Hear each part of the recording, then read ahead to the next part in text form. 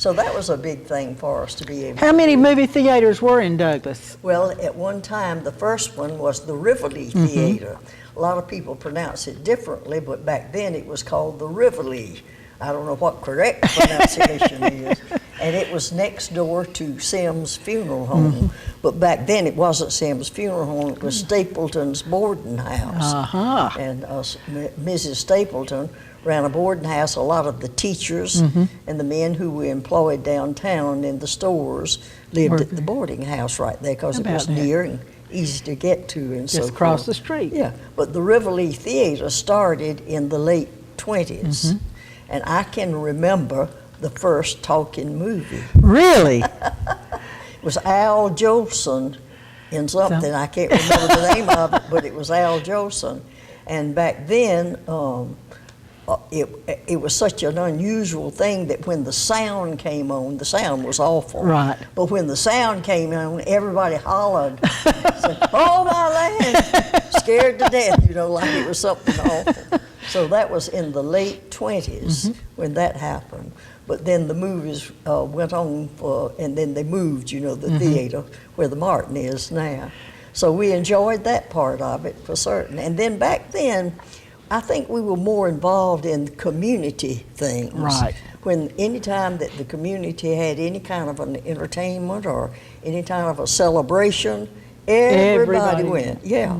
So we were more community minded, or maybe it was that we didn't have anything to do. And so it was easy to take part in the community things that we had. That's amazing. Church usually played a good part in that, didn't it? Almost all the churches at some point would have dinner on the grounds, and you didn't just go to your church to the dinner on the ground, but when the Baptist church had dinner on the ground, you showed up over there and made the rounds with it. So, and then the church activities all through the week, we all went to. We took part in all of them, and that was just it's interesting to me that on Wednesday night, that was church night. And the schools, nor the community, or anybody scheduled anything for Wednesday night because that was known as church night. Now, everything in the world is scheduled, and Wednesday night is just nothing special. It is no longer church night. You're just lucky if you can get some people to go. church on Wednesday night with all the other things that are going on. Well, I remember when stores in town closed at Wednesdays at noontime. Yes, you're right. Everybody just shut down. That's right. Banks, sure did. everything. They certainly did. The church picnics, did churches go to Gaskin Springs or was... Well, by the time that I came along, we weren't going to Gaskin Springs that much, but they would have picnics on the grounds of the church. Churches. Usually they set up these long tables under the trees and everything, and then have the picnics there. And another thing that we had, that we took part in were the clubs. We had the music club that met once a month, and we had little supper clubs with groups, that we would be entertaining with, and we would meet at the supper club for once a month with somebody and so on. And we just took part in all the little club activities that they had, church activities, community activities, and the club activities we certainly enjoyed. And also, one of the things that we did was, most of the people in Douglas were members of a fishing club. Yes. And so we used to take weekends, and my family on Thanksgiving, we always went with 2 or 3 other families down to the Douglas Fishing Club, and we always spent Thanksgiving at the fishing club. And I just have wonderful memories of being down there and how much fun it was. And there were always big gooseberry bushes, and we used to pick those gooseberries and have gooseberry pies for Thanksgiving, and that was always fun. One time, my daddy was a big fox hunter, and he would always bring his foxhounds down there to the fishing camp, and they would go fox hunting. And one time he let me and one of the other kids go with him, and we got into a skunk got us. We came home, and that was the most awful smell. We had to take clothes off and bury them, and then we'll forget that. I saw a picture, and I'm going to have to dig it up and show it to you, where the Georgia Fox Hunting Association met in Douglas, That's in Coffee right. County. It was a big deal. In And there's front of the about courthouse. 40 or 50 men there with their dogs. That's my daddy was in that group. See, I'm going to bring you that picture. So you Daddy can, and Mr. Gibson had a pack of Walker foxhound, purebred Walker foxhounds. And they kept them out on the edge of town. There was a little house out there where they kept the dogs. And back then, in the stores, you didn't have dog food. You couldn't buy dog food. So you had to use table scraps and get old meat from, from the butcher shop. Plus, every day we made what we call dog bread. Oh. They would cook big pans of cornbread, but it would just be meal, salt, and water. And we used to pinch off the edges of it and call ourselves eating the dog bread. But they would take those big pans of bread out and then mix it with meat and stuff to feed the dogs. It's just amazing. Amazing. Yeah, it was. And I was going to say also that one of the things that we did back then that nobody does anymore was visit. Oh, nobody does that anymore, do they? No, but we used to, in the afternoons, you'd get your children all dressed up and you'd get your afternoon bath and dress and go visit friends. And you'd go in and they would always have something to offer you to drink and cookies and so forth, and you'd visit. And then it would be their time to visit back with you. And as long back when I was a child, I can remember my mother went visiting almost every afternoon. And I can remember her picking up the telephone and speaking to the operator. And she would say, "Mabel, I'm going to visit Bert, and if you get a call from me, just call me over at Bert's." The joy of the party line. So that's the way things were done back then. Yes. Well, I remember as a child people visiting, even, you know, late evening, early evening, they'd come. And I remember one family especially, they always came to visit us in the country about 5 o'clock in the afternoon. To get supper? To get supper, I think. And they'd stay, and they'd stay, and they'd stay. And my daddy always was very forthright. Yeah. And one night he said, "Jerry, we need to go to bed so they can get on home." And they never did come back.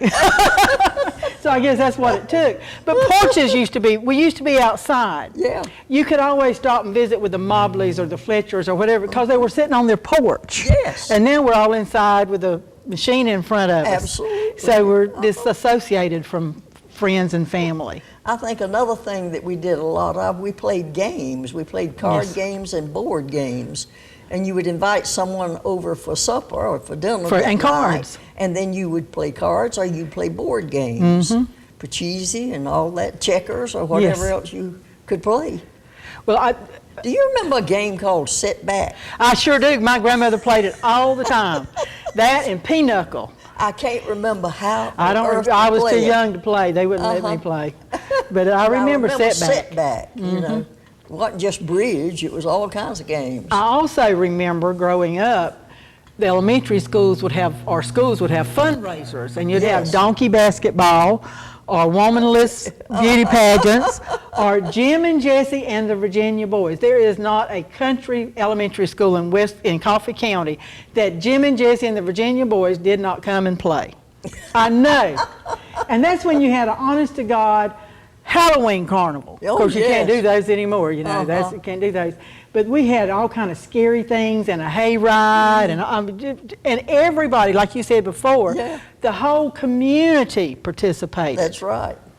You're talking about Halloween. You know, back then, the children went trick-or-treating in their own neighborhood. Right. They didn't go all They didn't load up in a truck and They didn't load up in a pickup truck and go somewhere else. Yeah. They just went in their own neighborhood trick-or-treating.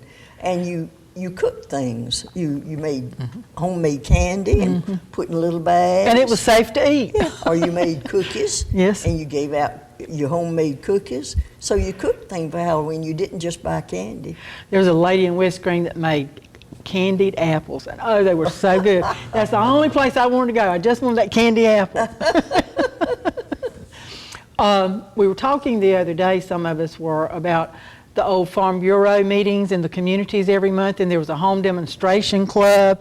The Douglas Woman's Club was a great one. Well, yes, you just had clubs, and every group of every club and every little group Yeah. had activities, but it wasn't just for them. No. It was for everybody. Uh-huh. So I just miss that. That's what I miss about Christmas. Christmas now is go, let's have supper here, dinner there, go with this group, that group. And used to, it was slower pace. It was. And the older I get, the lower and slower I want my pace. I know. I just like to do the same things for Christmas that we always did. Yes. I don't like anything new for Christmas. That's called tradition. Yes, I It's guess. very much called tradition. Right. Anything else you'd like to add No, to I believe entertainment? that's about it. Well, I can't wait till next month. We'll see y'all in a few minutes. Thank you.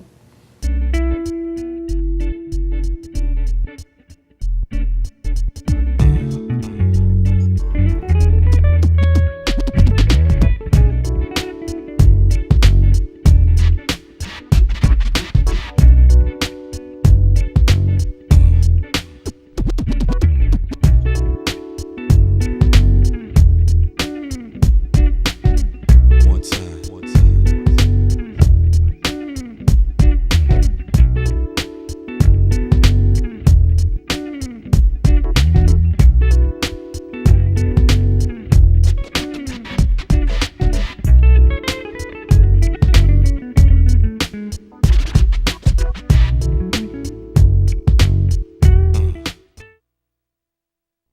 Welcome back. My next guest is from New York City, Miss Kat Ford. She was in Broxton for her younger years, but she's now in New York, and she has been the spearhead really behind the Coffee County Memory Project integration years. It started when some local folks decided that everybody that was important at that time, or movers and shakers and leaders, was gone, and it evolved to where we're doing interviews. Yes. And we've been doing them, and now Kat's here to finish up. Yes, I'll be here through the 17th of this month. And we've just so much enjoyed talking to people who remember these years. Teachers, students, parents, just people that remember what went on from like 66 through 72. I really think it's important for us to remember and have a record of what we've been through and why we are where we are now. I think it's really important. So this has just been a joy to work on. And she's going to be here, and you can contact her. Yes, the Memory Project now has a phone number, if I can remember it. It's 912-292, I have to put on my glasses, 8532, is that right? But hold on, we have to do this together. 8532, that's right. 912-292-8532. Just give us a call. We'd love to have your memories be a part of this. Thank you. Thank you for all you've done for us. We Sure. appreciate it very much in acquiring the grant and everything. You've just been a blessing to us. We'll be right back.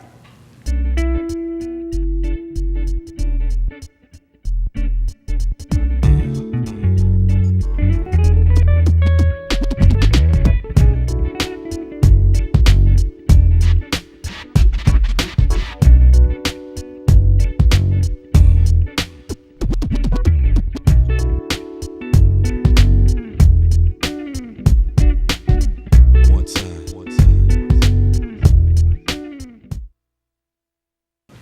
I hope you enjoyed our show this month, and I hope you'll be back next month to see it again. We'll continue with Jukebox and other activities. Meanwhile, we are looking for people to loan us items for the exhibit, which is Entertainment Coffee County Style. Fishing, hunting, the old bowling alley, Holiday Beach, skating rinks, Hilliard's Pond, anything that you did as entertainment. Somebody even told me they remember Arthur Stapleton's, where you could rent a horse and ride. And I don't remember that, thank the Lord. But anything you have of memorabilia of that type, we would love to use it for that exhibit. The museum will be closed until from 17th is our last day in December, and we will open back up on January the 7th for the big to-do with the entertainment display. And we hope you have a Merry Christmas and a Happy New Year, and we will see you next month. Thank you.